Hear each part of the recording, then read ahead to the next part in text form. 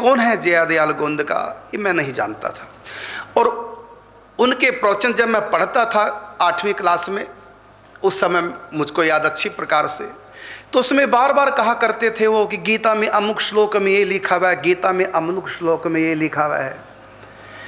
तो ऐसा बार बार उनके सत्संगों में, प्रवचनों में पढ़ने से बात मिलती थी गीता में ये लिखा, क्योंकि आप गीता के बड़े मर्मज्ञ थे और गीता के सिद्धांतों के साक्षात आप मूर्त थे।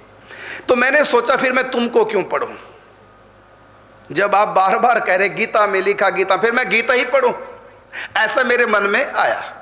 और मैंने उनकी किताब बंद कर ली। बस उनकी किताब से इतना सीखा कि गीता में ये लिखा, गीता में, जब गीता में सब कुछ लिखा है फिर मैं गीता ही पढ़ लूँ ना फिर। तो फिर मैंने क्या किया, हमारे पड़ोस में सत्संग होता था, कीर्तन, हमारे रमेश जी थे, और उनसे मैंने गीता ली। मेरे पास तो थी नहीं, मैं तो बच्चा ही था, 8वीं क्लास में पढ़ता था। तो गीता मैंने पहला अध्याय पढ़ा, कुछ भी पल्ले नहीं पढ़ा। चलो आगे कुछ, फिर दूसरा अध्याय पढ़ा, कुछ भी पल्ले नहीं पढ़ा, वो बिल्कुल ही ABC कुछ नहीं, अरे तो बेकार, ये तो कुछ समझ में नहीं आ रहा है क्या है। फिर तीसरा पढ़ा, चौथा पढ़ा, अंत में अधूरी गीता छोड़ दी, कुछ भी समझ में नहीं आ रहा था। हमने सोचा वही हो, ठीक है, सेठ जया दयाल गोंदिका जी, उन्हीं को दोबारा पढ़ते हैं, वो समझाते हैं बढ़िया गीता जी के बारे में। डायरेक्ट गीता पढ़ी तो कुछ भी पल्ले नहीं पढ़ा, अल्प बुद्धि थी, आयु भी छोटी थी। तो फिर वो भगवत चर्चा नाम की किताब फिर उठाई दोबारा, फिर मैंने उसको पढ़ा। तो उसमें थोड़ा सा दिमाग लगाने से कुछ समझ में आती थी गीता की बातें, और डायरेक्ट गीता को पढ़ते तो कुछ समझ में नहीं आती थी, क्योंकि पूज्य सेठ जी उनकी व्याख्या किया करते थे। फिर उनकी किताबें मैंने वो पूरा भगवत चर्चा नाम का ग्रंथ पूरा पढ़ा, और बहुत लगन लगी, लगन तो लग गई। एक बात उसमें थी, जाप के बारे में बहुत बताया था, जप करो जप करो।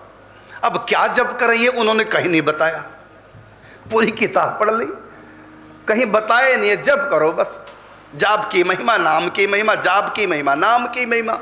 तो फिर हमने सोचा कि जो गुरु बताते होंगे नाम वो लेंगे। तो हमारे गांव में एक संत आए, राधा स्वामी मत के मानने वाले, उनके गुरु ही आ गए, श्री ठाकुर सिंह जी महाराज उनका नाम। और हमारे परिवार वालों ने उनसे दीक्षा ली और कहते थे नाम दान लिया है, ऐसा बोला करते थे। हमने सोचा अब लगा पता, वो जो किताब में लिखा था नाम जप करो नाम जप करो, तो इनसे मिलेगा नाम, ये संत देंगे नाम। तो हमने, छोटी सी आयु थी, माता जी से कहा, माता जी ने हमारी दीक्षा ले ली थी राधा स्वामी मत से। उनके गुरु जी श्री ठाकुर सिंह जी महाराज आए थे गांव में, तो जो डेरा बाबा व्यास है उसी की एक शाखा है। तो हमने माता जी से कहा कि हम भी नाम दान लेना चाहते हैं। तो माता जी ने कहा, भी तू बच्चा है, निभा नहीं पाएगा। हमने जिद की, हम रोने लग गए, हम तो नाम दान लेंगे। और नाम दान इसलिए नहीं, कोई हमारी गुरु में कोई श्रद्धा थी, हमारी श्रद्धा थी उस किताब में जो बार बार लिखा था कि नाम जपो नाम जपो। अब नाम जपना चाहते थे। अब नाम तो कोई भी संत देता, हम तो वहीं से ले लेते, हमें क्या पता संतों की क्या महिमा, गुरुओं की क्या, यह है कि ये बताएंगे क्या नाम जाप करना, बस। बाकी गुरु के प्रति कोई श्रद्धा विशेष हो ऐसा कुछ नहीं था, बस ये हमको नाम बताएंगे, उस नाम को जपेंगे। गुरु की महिमा का हमको कुछ था नहीं। और फिर सेठ जी के ग्रंथों में गुरु की महिमा ज़्यादा हमने कहीं पढ़ी भी नहीं। ये था कि बस जो ये नाम देंगे। अब हम रोने लगे, रोते रहे, इतनी लगन, बच्चा था। रात को उनके गुरु जी सपने में आ गए, श्री ठाकुर सिंह जी महाराज रात को हमारे सपने में। ये ध्यान नहीं कि 2 दिन बाद आए कि 3 दिन बाद आए, क्योंकि मैं बच्चा ही था, कोई 13-14 साल की आई होगी। सपने में आए, सपने में आके मुझसे बोले, हम तुमको दीक्षा नहीं दे सकते, नाम दान नहीं दे सकते। सपने में आके हमको बोले, हम तुमको नाम दान नहीं दे सकते। और जब मेरा सपना खुला तो सचमुच में मेरे विचार बदल चुके थे कि हमको अब नाम दान नहीं लेना इनसे, और इच्छा भी खत्म हो गई थी, क्योंकि मैं राधा स्वामी मत के अनुसार मेरे संस्कार नहीं होंगे। ठाकुर जी को पता, ये तो साकार वाला है, पूर्व जन्म का अभ्यास, ये कहाँ फंस रहा है। इसलिए उन्हीं के गुरु से सपने में मुझको कहलवा दिया कि हम तुमको दीक्षा नहीं दे सकते। लेकिन मेरी ये अध्ययन चालू रहा। जब पिताजी आते मेरे पास तो मैं स्कूल की किताब खोल लेता, और जब पिताजी चले जाते तो फिर नीचे से गीता या भगवत चर्चा उठा के पढ़ता था, और जो ही पिताजी आए उसको छिपा दिया और स्कूल की किताब पढ़ने लग जाता। मतलब मेरी भक्ति के बारे में घर वालों को भी पता नहीं था।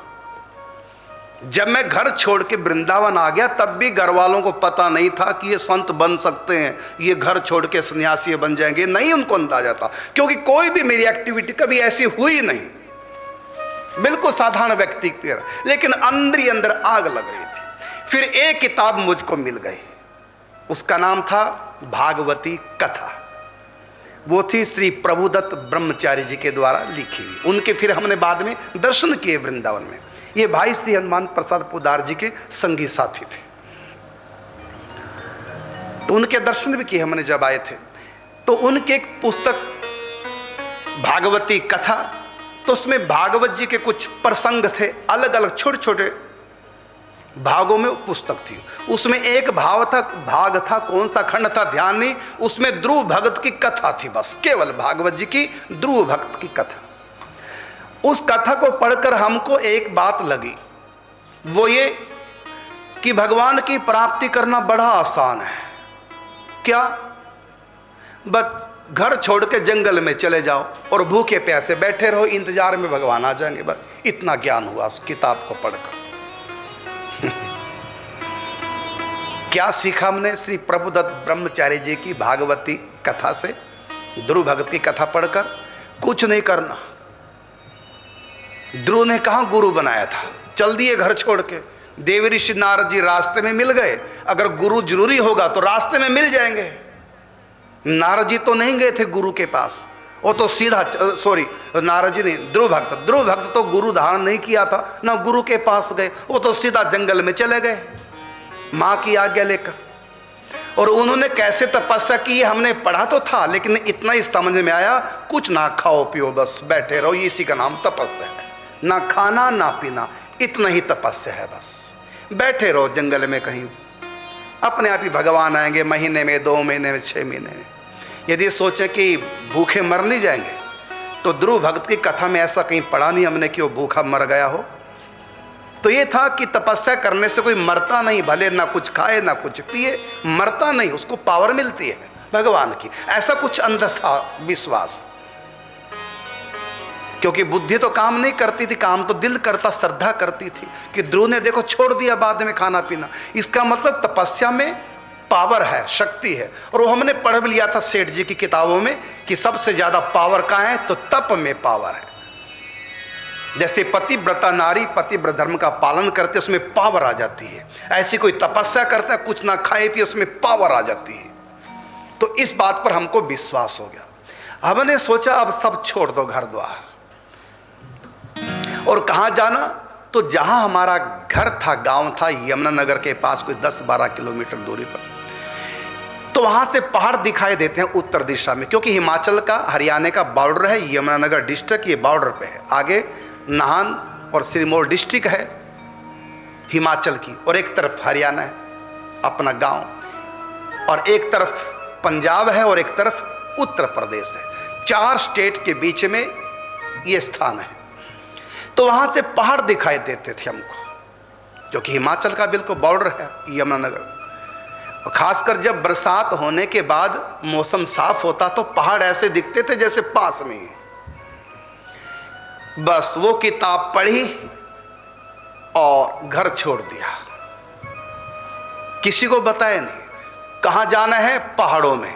वृंदावन के बारे में कोई जानकारी नहीं थी, बस घर छोड़ करके पहाड़ों में जाना है।